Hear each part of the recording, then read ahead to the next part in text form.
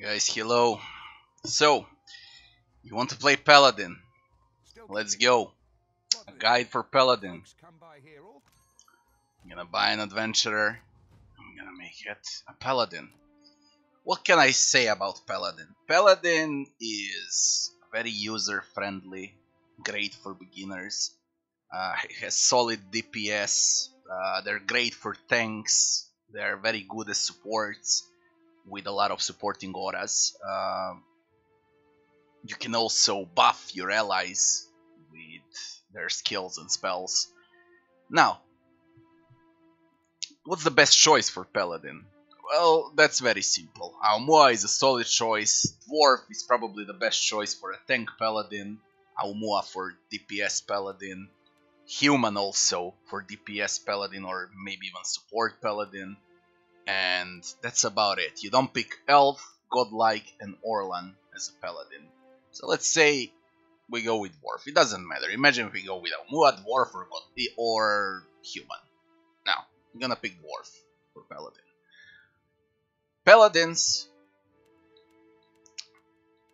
do not have penalties. They only have bonuses, which I'll show now. When you pick this, always pay attention what it gives.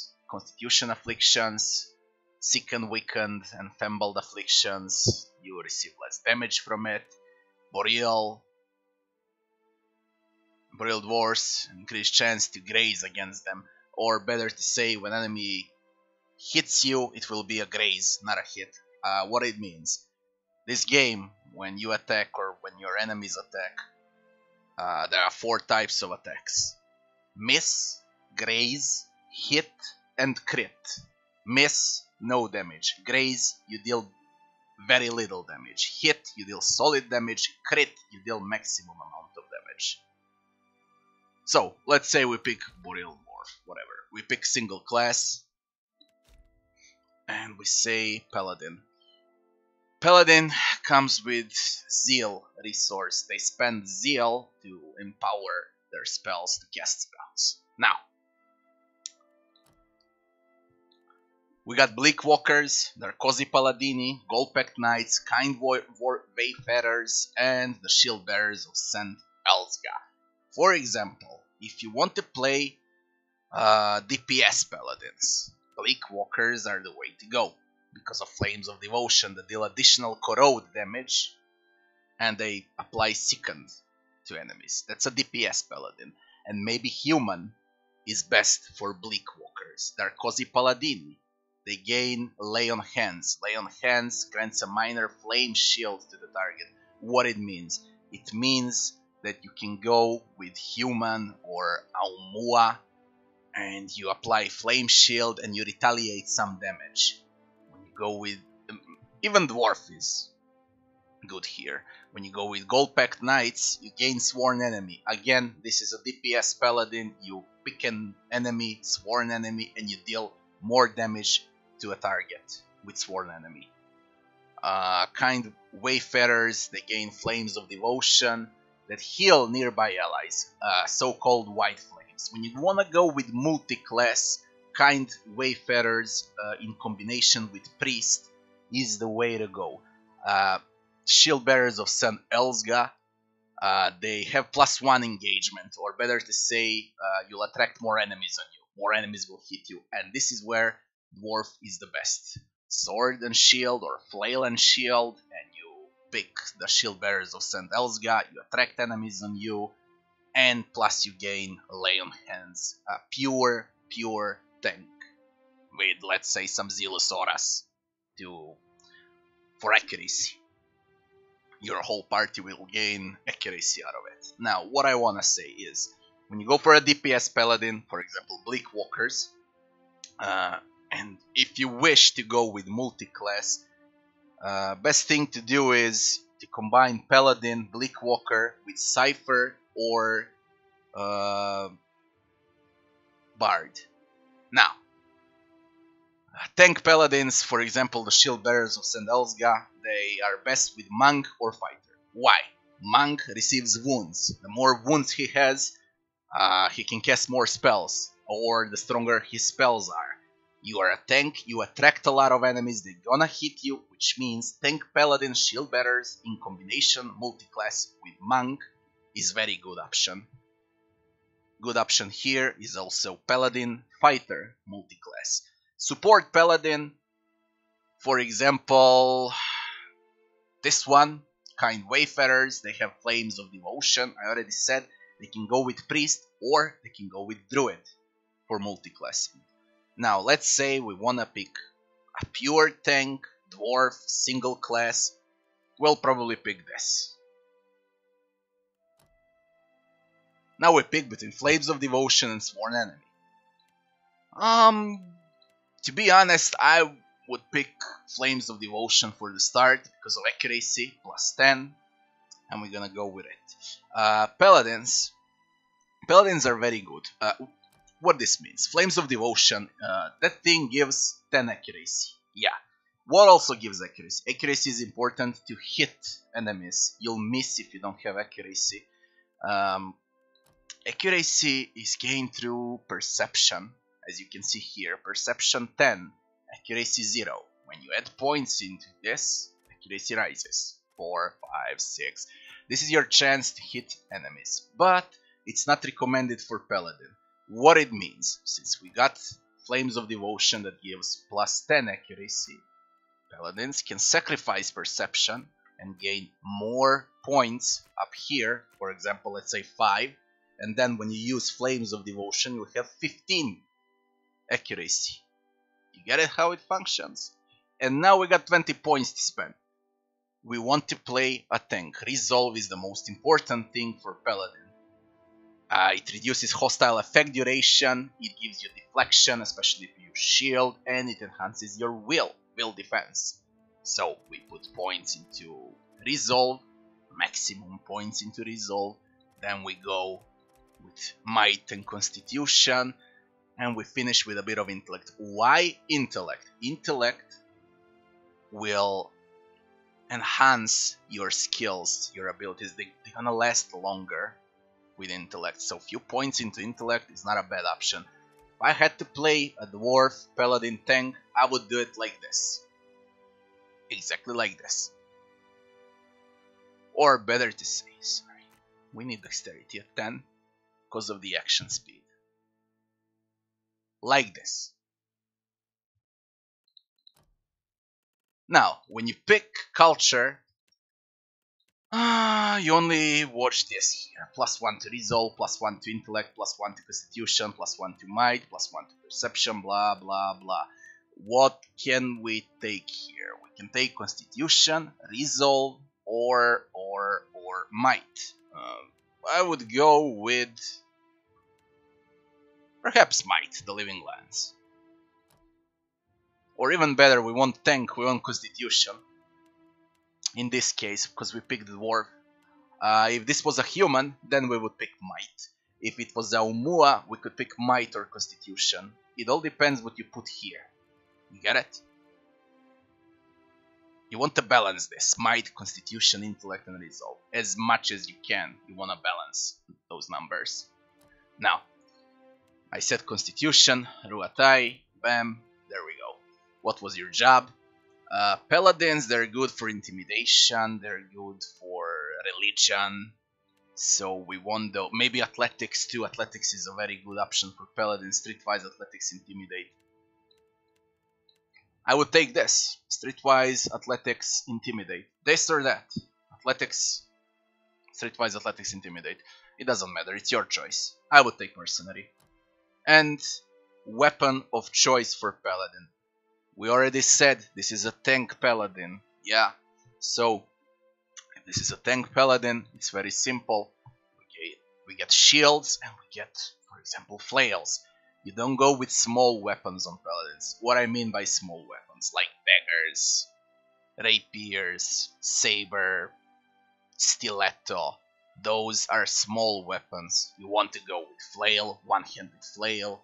You want to go with a warhammer. You want to go with mace, you want to go with clubs, you want to go with swords, half swords, but you don't want to go with these little weapons. Yeah, little one-handed weapons. Only these huge one-handed weapons are good.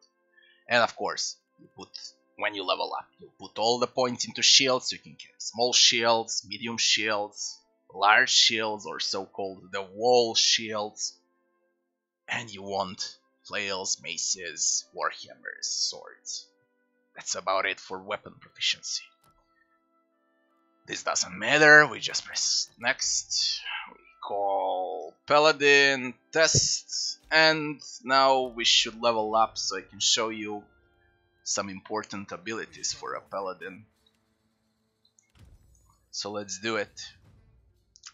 When you level up your Paladin, I already said, religion is important, intimidate is important, diplomacy. If you wanna have fun, you'll go with intimidate. If you wanna win conversations through diplomacy and have less fun, you'll go with diplomacy. I would highly suggest intimidate. Here you always max out athletics for Paladin.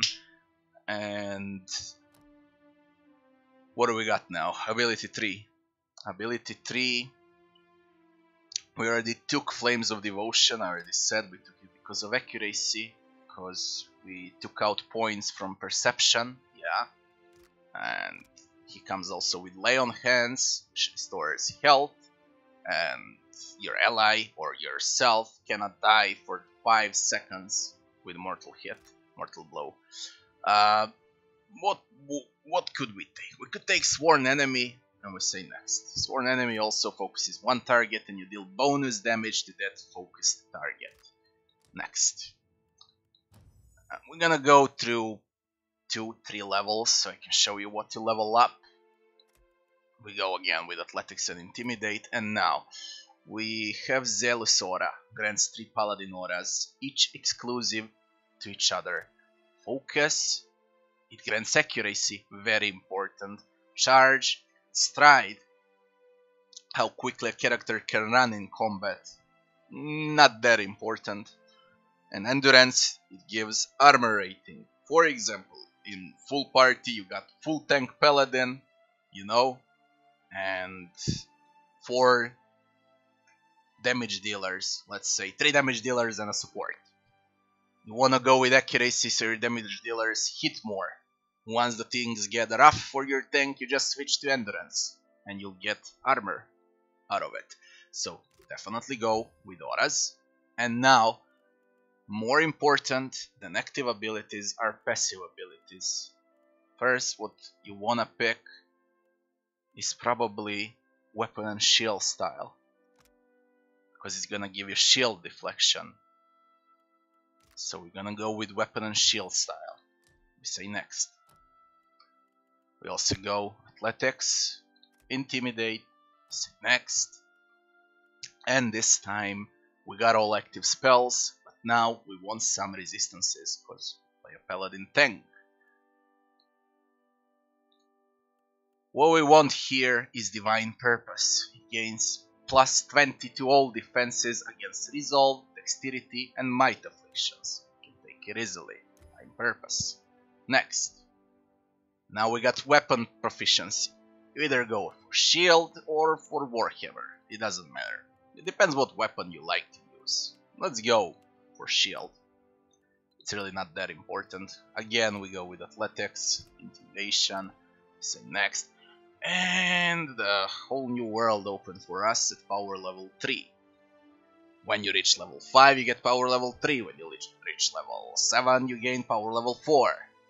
Unlock more and more spells. Now, if you want Sworn Enemy to deal damage, that's for damage per second Paladin. We got a tank. If you play damage per second Paladin, Brand Enemy and Sworn Rival are a way to go. But in our case, this is not the way to go. In our case, maybe the good way to go is Shared Flames. You know, because nearby allies receive a smaller version of the Flames effect. We can buff them with accuracy. We buff our allies with more damage. You see? Maybe that one. Lay on Hands also. If you have problems to survive, you can also upgrade your Lay on Hands. Pay attention what it gives.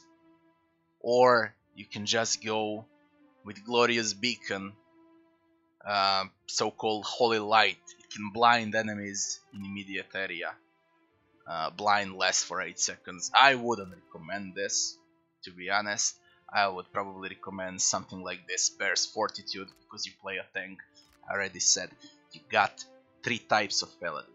Damage per second Paladin, tank Paladin, and support Paladin.